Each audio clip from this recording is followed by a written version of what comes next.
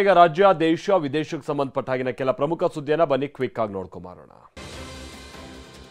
ಕರ್ನಾಟಕದ ನಂದಿನಿ ಉತ್ಪನ್ನಗಳು ಈಗ ರಾಷ್ಟ್ರ ರಾಜಧಾನಿ ದೆಹಲಿಯಲ್ಲೂ ಕೂಡ ಸಿಗುತ್ತೆ. ದೆಹಲಿಯ ಅಶೋಕ ಹೋಟೆಲ್ನಲ್ಲಿ ನಂದಿನಿ ಉತ್ಪನ್ನಗಳನ್ನು ಸಿಎಂ ಸಿದ್ದರಾಮಯ್ಯ ಬಿಡುಗಡೆಗೊಳಿಸಿದ್ರು. ಇದೇ ವೇಳೆ ಮಾತನಾಡಿದ ಸಿಎಂ, ಗುಜರಾತ್ ಬಿಟ್ಟರೆ ಇಡೀ ದೇಶದಲ್ಲಿ ಹೈನುಗಾರಿಕೆಯಲ್ಲಿ ಕರ್ನಾಟಕ 2ನೇ ಸ್ಥಾನದಲ್ಲಿದೆ. 1 ಕೋಟಿ ಕೆಜಿಯಷ್ಟು ಅಥವಾ ಲೀಟರ್ನಷ್ಟು ಹಾಲು ಉತ್ಪಾದನೆಯಾಗುತ್ತೆ. ನಿತ್ಯ 31 ಕೋಟಿ ಹಣ ಪಟ್ಟಣದಿಂದ ಹಳ್ಳಿಗೆ ಹೋಗ್ತಾ ಇದೆ ಅಂತ ಹೇಳಿದ್ದಾರೆ.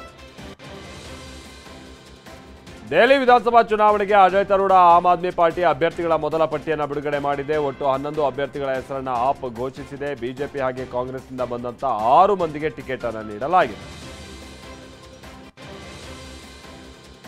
ದೆಹಲಿ ಮಾಜಿ ಸಿಎಂ ಅರವಿಂದ್ ಕೇಜ್ರಿವಾಲ್ ನಿವಾಸದ ಎದುರು ಬಿಜೆಪಿ ಪ್ರತಿಭಟನೆಯನ್ನು ನಡೆಸಿದೆ. ಮುಖ್ಯಮಂತ್ರಿಗಳ ಅಧಿಕೃತ ನಿವಾಸ ಶೀಲ್ ಮಹಲ್ ಬಂಗಲೆಗೆ ಕೇಜ್ರಿವಾಲ್ ದುಂದುವೆಚ್ಚ ಮಾಡಿದ್ದಾರೆ ಅಂತ ಬಿಜೆಪಿ ನಾಯಕರು ಆರೋಪಿಸಿದ್ದಾರೆ. ಹೋರಾಟದ ವೇಳೆ ದೊಡ್ಡ ಹೈಡ್ರಾಮಾ ಕೂಡ ನಡೆದೋಗಿದೆ.